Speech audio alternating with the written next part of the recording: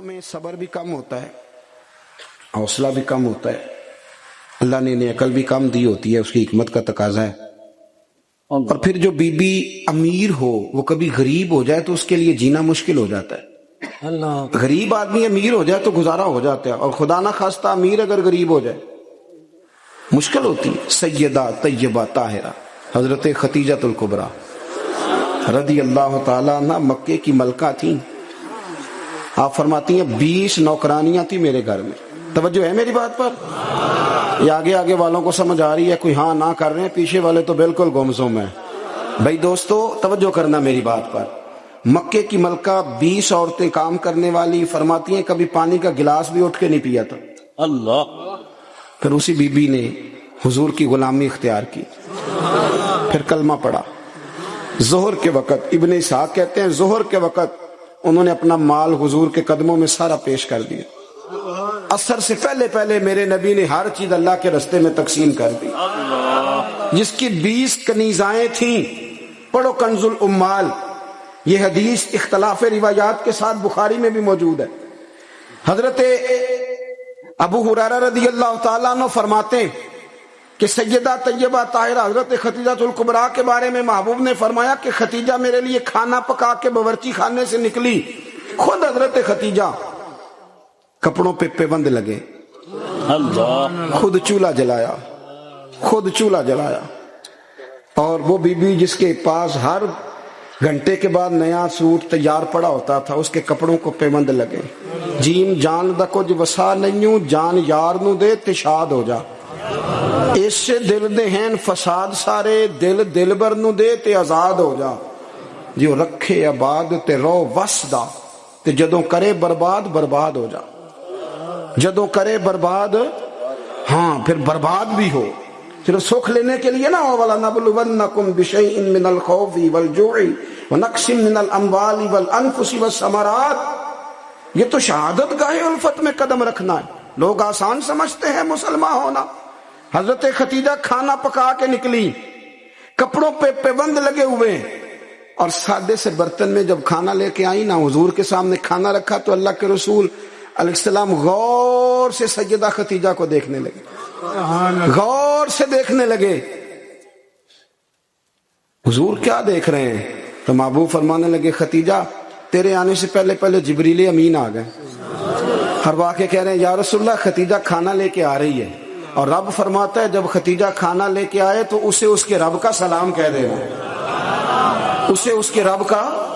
ہاں بھائی جب قربانی آپ دیتے ہیں، قربانی اس وقت جو اعزاز ہوتا ہے وہ بدل جاتا ہے۔ حضرت خدیجہ نے قربانی دی، نبی پاک کی 4 بیٹیوں نے قربانی دی۔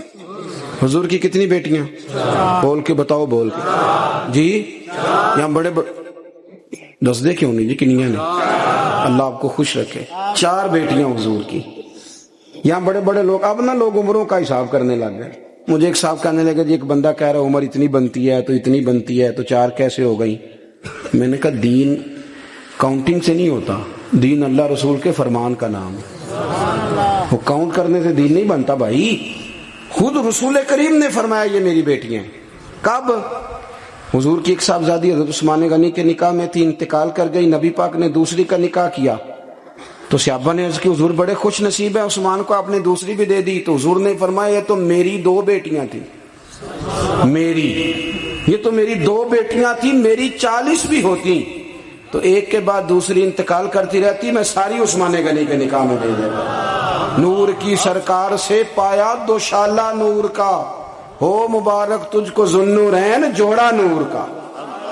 تو نبی کریم علیہ السلام کی 4 بیٹیوں نے، پتہ ہے آپ کو 2 بیٹیاں ابو لہب کے 2 بیٹوں سے بیائی گئی تھی۔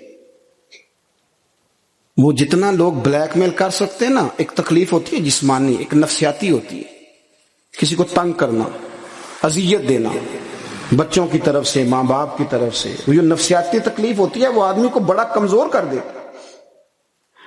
ابو لہب نے پیغام بھیجا کہ یہاں آپ دین کی تبلیغ چھوڑ دیں ورنہ بیٹیوں کو طلاق دے دی جائے گی۔ یہ جو دکھ ہوتے ہیں نا نفسیاتی ذہنی، یہ کرب ہوتے ہیں، یہ سہانے روح بنتے ہیں۔ ابھی نکاح ہوا تھا، رخصتی نہیں ہوئی تھی، یہاں آپ تبلیغ چھوڑیں یا طلاق دے دی جائے گی، میرے حبیب کریم نے فرمایا جو تیرا دل میں آئے کر، لیکن میں پیغام دین لے کے آیا ہوں تو یہ پیغام میں دیتا ہی رہوں گا۔ ان شہزادیوں نے قربانی دی، اصرار کیا، انہوں نے قربانی دی، طلاقیں مل گئی۔ حضرت زینب حضور کی بڑی صاحبزادی، سب سے بڑی شہزادی نبی کریم کی، ان کی بیٹی کے بارے میں صحیح بخاری کی حدیث ہے، صحابہ کہتے ہیں وہ حضور کی سب سے بڑی نواسی تھی جناب زینب کی صاحبزادی۔ جب حضور نماز پڑھنے آیا کرتے تھے تو انہیں ساتھ لایا کرتے، اور حضرت ابو دردہ کہتے ہیں میں نے اپنی آنکھوں سے دیکھا کہ جب حضور قیام میں کھڑے ہوتے تو بیٹی کو دونوں ہاتھوں میں رکھ، میری طرف دیکھیے جی، بیٹی کو دونوں ہاتھوں میں رکھ لیتے، اور جب حضور رکوع اور سجدے میں جاتے تو بیٹی کو نیچے کھڑا کر لیتے۔ حضرت زینب، ان کے بچے بھی تھے پہلے، جناب عمر بن عاص کے ساتھ ان کا نکاح بھی ہوا تھا۔ میری باتوں کی سمجھ آ رہی ہے آپ حضرات کو؟ مجھے دوست کہہ رہے تھے ذرا تقریر لمبی کرنا، میں نے کہا لمبی تو میں کرتا ہی نہیں، خیر الکلام ما قل ودل۔ لمبی تقریر، اعلیٰ حضرت رحمۃ اللہ علیہ نے لکھا ہے کہ کسی بندے نے کسی کا وقت ضائع کیا تو اس نے بھی قیامت میں حساب دینا ہے۔ کوئی بات کھینچ کے کر لی جائے، کسی کو ذرا آگے لے جایا جائے، کسی کو پتہ ہے نا ہمارا نعت کا کہتا ہے میں آخری شعر پڑھن لگا تو میں کہنا ایکو باری پڑھی جی، ایک شعر 17 باری پڑھیے تو آخری نہیں ہوندا، میں 2 شعر پڑھنے میں کہ 2 باری پڑھی۔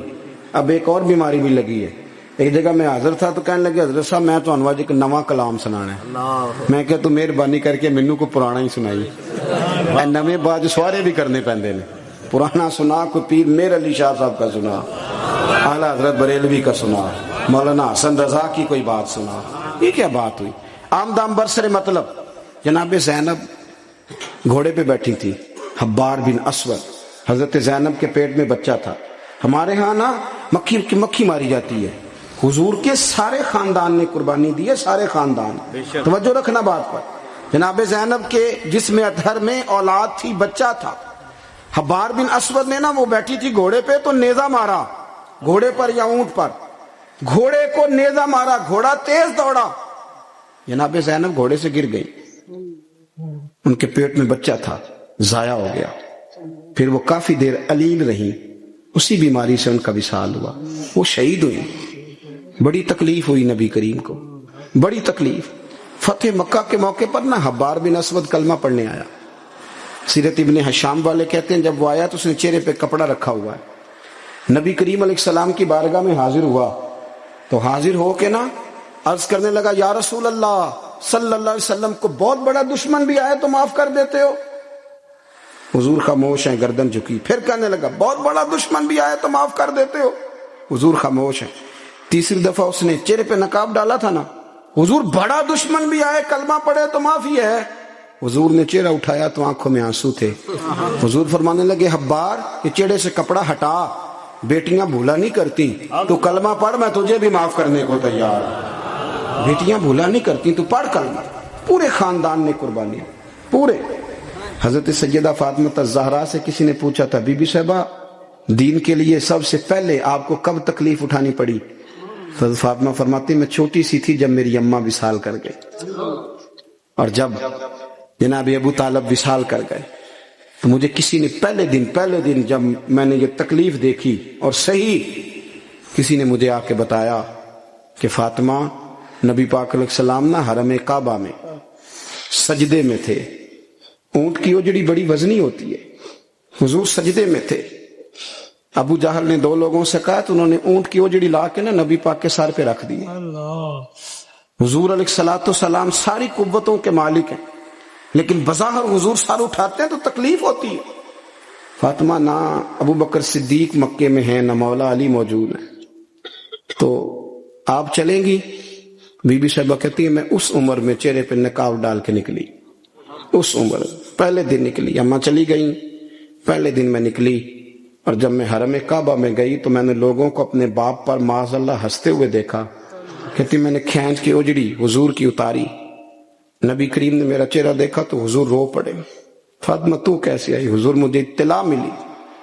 سیدہ پاک کہتی ہے میں نے حضور کو انگلی تھامی نبی پاک کی، اور میں حضور کو آب زمزم کے کنویں پہ لائی، نبی کریم بیٹھ گئے، میں نے پانی نکالا، حضور کی زلفوں کو دھویا، اور پھر میں نے کہا اللہ انہیں برباد کر دے جنہوں میرے بابا کو تکلیف دی ہے، انہیں برباد کر دے جنہوں تکلیف دی ہے میرے بابا۔ حضرت ابو ہریرہ فرمایا کرتے تھے جن کے لیے سیدہ نے اس دن دعا کی تھی وہ سارے بدر میں مارے گئے، سارے بدر میں قتل ہوئے. ایک ایک شخص نے تکلیف سے حساب، ایک ایک شخص. آپ کو پتا ہے منافقوں نے سیدہ عائشہ صدیقہ پہ الزام لگا دیا تھا. جاگ رہے ہو؟ سیدہ طیبہ طاہرہ حضرت عائشہ صدیقہ رضی اللہ تعالی عنہا، حضور فرماتے ہیں عائشہ تیرے ساتھ نکاح سے پہلے جبریل تیری شکل مجھے دکھا کے گئے کہ محبوب رب اس کے ساتھ آپ کا نکاح کرے گا. اتنی پاک باز عورت، دین کا چوتھا حصہ حضرت عائشہ صدیقہ سے مروی ہے. حضرت عائشہ صدیقہ کی احادیث ہم نکال دیں، عورتوں کے مخصوص مسائل پر ہم قوم کو جو ہے وہ کسی طریقے سے قائل نہیں کر سکتے. ہم وہ پورا باب کو کیسے قوم کو دیں گے جو عورتوں سے متعلقہ ہے. لیکن آپ کو پتا ہے منافقوں نے سیدہ عائشہ پہ الزام لگا دیا تھا. الزام تو 1 منٹ لگتا ہے. کسی شاعر نے کہا تھا کہ مخلوق پتہ کیا کرتی ہے، کعبے کے اندر سے مٹی لے کے بت بنا کے اللہ کا شریک بنا دیتی معاذ. اور وہ کہنے لگا تم اپنے الزام کو کیا الزام سمجھتے ہو؟ لوگ تو جناب مریم پہ بھی الزام لگا دیتے تھے کہ تو یہ بچہ کہاں سے لے آئی ہے. کہنے لگا مخلوق تو فنکار ہے اس درجہ کے پل بھر میں، سنگے در کعبہ سے بھی اصنام تراشے. تم کون ہو، کیا چیز ہے داغ کبابی، لوگوں نے تو مریم پہ بھی الزام تراشے. حضرت عائشہ پر الزام لگا. اور آپ کو پتہ ہے کہ مہینہ بیمار نہیں حضرت عائشہ. نبی کریم کی آنکھوں میں اتنے آنسو آئے کہ مولا علی کہتے ہیں داڑھی بھر گئی نبی پاک.